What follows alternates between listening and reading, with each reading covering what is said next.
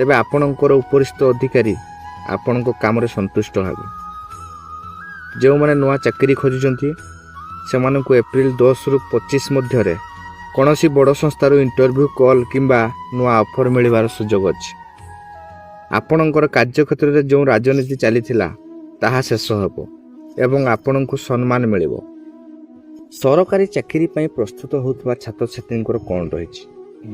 ବନ୍ଧୁଗଣ, ଯେଉଁମାନେ ବହୁତ ଦିନରୁ ସରକାରୀ ଚାକିରି ପାଇଁ ପରିଶ୍ରମ କରୁଛନ୍ତି ସେମାନଙ୍କ ପାଇଁ ଏହି 10ରୁ 30 ଏପ୍ରିଲ ମଧ୍ୟରେ କୌଣସି ଶୁଭ ସୂଚନା ମିଳିପାରେ। ଯଦି ଆପଣଙ୍କର ପରୀକ୍ଷା ଫଳ ବାକି ଅଛି ତେବେ ଗ୍ରହସ୍ଥିତି କହୁଛି ଯେ ଫଳାଫଳ ଆପଣଙ୍କ ସପକ୍ଷରେ ଯାଇପାରେ। ଯେଉଁମାନେ ପ୍ରତିରକ୍ଷା, ପୋଲିସ କିମ୍ବା ଆର୍ମି ଶିକ୍ଷା ବିଭାଗରେ କ୍ୟାରିୟର କରିବାକୁ ଚାହୁଁଛନ୍ତି ସେମାନେ ଏହି ସମୟରେ ଅଧିକ ଚେଷ୍ଟା କରନ୍ତୁ, ସଫଳତା ନିଶ୍ଚିତ ମିଳିବ। ସ୍ଥାନ ପରିବର୍ତ୍ତନ ଓ ବଦଳି ଯୋଗ କ'ଣ ରହିଛି? ଅନେକ ମୀନ ରାଶିର ଭାଇ ଭଉଣୀ ନିଜ ଘରଠାରୁ ଦୂରରେ ଚାକିରି କରୁଛନ୍ତି ଏବଂ ନିଜ ଅଞ୍ଚଳକୁ ଫେରିବାକୁ ଚାହୁଁଛନ୍ତି। ଏହି 20 ଦିନ ଭିତରେ ଆପଣଙ୍କର ବଦଳି ବା ଟ୍ରାନ୍ସଫର ପାଇଁ ଯୋଗ ବନୁଛି। ଯଦି ଆପଣ ଆବେଦନ କରିବାକୁ ଚାହୁଁଛନ୍ତି ତେବେ ଏହା ସବୁଠୁ ଉପଯୁକ୍ତ ସମୟ। ଆପଣଙ୍କ ମନପସନ୍ଦର ସ୍ଥାନକୁ ଯିବା ପାଇଁ ବାଟ ଫିଟିଯିବ। ସହକର୍ମୀଙ୍କ ସହ ସମ୍ପର୍କ ଆଉ ନୂଆ ଦାୟିତ୍ୱ କ'ଣ ରହିଛି? ଚାକିରି କ୍ଷେତ୍ରରେ ଆପଣଙ୍କୁ ଏକ ନୂଆ ଦାୟିତ୍ୱ ମିଳିପାରେ।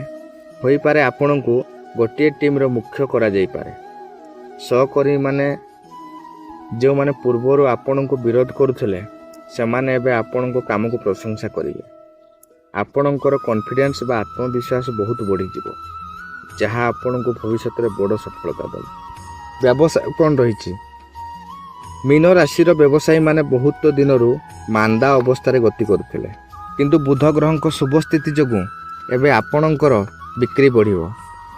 ଯଦି ଆପଣ କୌଣସି ନୂଆ ପାର୍ଟନରସିପ୍ କରିବାକୁ ଚାହୁଁଛନ୍ତି ତେବେ ଏହି ସମୟଟି ଶ୍ରେଷ୍ଠ। ବିଶେଷ କରି ସେୟାର ମାର୍କେଟ, ଖାଦ୍ୟଦ୍ରବ୍ୟ ଏବଂ ସୁନା ରୂପା ବ୍ୟବସାୟ କରୁଥିବା ଲୋକଙ୍କୁ ପ୍ରବଳ ଲାଭ ହେବ। ନୂଆ ନିବେଶ ଆଉ ଆର୍ଥିକ ଲାଭ କ'ଣ ରହିଛି? ତୃତୀୟ ବଡ଼ ପରିବର୍ତ୍ତନ ହେଉଛି ଧନର ଆଗମନ। ଯଦି ଆପଣ କୌଣସି ସମ୍ପତ୍ତି ବା ଗାଡ଼ି କିଣିବାକୁ ଚାହୁଁଥିଲେ ତେବେ ଏହି ସମୟରେ ବାଟ ଫିଟିବ। ମୀନ ରାଶିର ଛାତ୍ରଛାତ୍ରୀମାନେ ମଧ୍ୟ ଶିକ୍ଷା କ୍ଷେତ୍ରରେ କିଛି ପାର୍ଟ ଟାଇମ୍ କାମ ପାଇପାରନ୍ତି, ଯାହା ସେମାନଙ୍କର ଆର୍ଥିକ ଅବସ୍ଥାକୁ ମଜବୁତ କରିବ।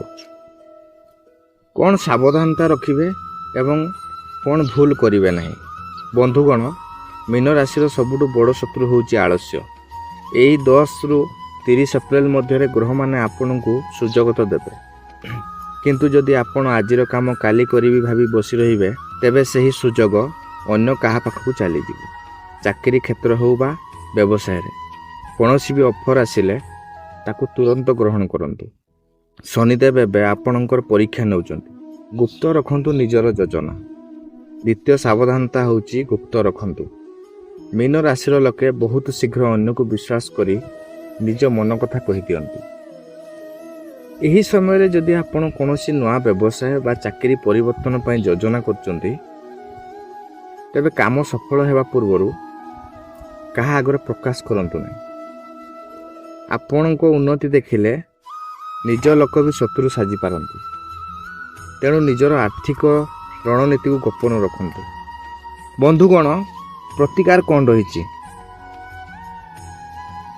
ବନ୍ଧୁଗଣ, ମୀନ ରାଶିର ଅଧିପତି ବୃହସ୍ପତିଙ୍କୁ ପ୍ରସନ୍ନ କରିବା ପାଇଁ ଏହି 10ରୁ 30 ଏପ୍ରିଲ ମଧ୍ୟରେ ଆସୁଥିବା ସମସ୍ତ ଗୁରୁବାର ଦିନ କିଛି ବିଶେଷ କାମ କରନ୍ତୁ।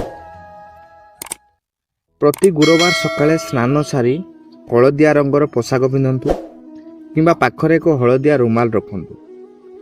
ଏହା ସହିତ କପାଳରେ ହଳଦୀ କିମ୍ବା କେଶର ଟିପା ଲଗାନ୍ତୁ। ଯଦି ସମ୍ଭବ କୌଣସି ମନ୍ଦିରରେ ଚଣା ଡାଲି କିମ୍ବା ହଳଦିଆ ମିଠା ଦାନ କରନ୍ତୁ। ଏହାଦ୍ୱାରା ଆପଣଙ୍କ କ୍ୟାରିୟରରେ ଥିବା ସବୁ ଦୁର୍ଭାଗ୍ୟ ଦୂର ହେବ ଏବଂ ଶୁଭଫଳ ମିଳିବ। ଯେହେତୁ 7.5 ଚାଲିଛି ତେଣୁ ଶନିଦେବଙ୍କୁ ଶାନ୍ତ ରଖିବା ଜରୁରୀ।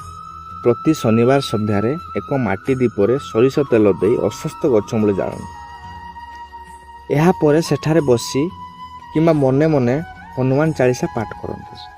ଏହା କରିବା ଦ୍ୱାରା ଚାକିରି କ୍ଷେତ୍ରରେ ହେଉଥିବା ଷଡ଼ଯନ୍ତ୍ର ଏବଂ ବ୍ୟବସାୟରେ ହେଉଥିବା କ୍ଷତି ତୁରନ୍ତ ବନ୍ଦ ହୋଇଯିବ। ବନ୍ଧୁଗଣ, ବିଶ୍ୱାସ ହିଁ ସଫଳତାର ଚାବିକାଠି। ଏହି ପ୍ରତିକାର ଗୁଡ଼ିକ ଶ୍ରଦ୍ଧାର ସହ କରନ୍ତୁ। ଦେଖିବେ ଏହି ଏପ୍ରିଲ ମାସ ଆପଣଙ୍କ ପାଇଁ ସ୍ମରଣୀୟ ହୋଇ ରହିବ।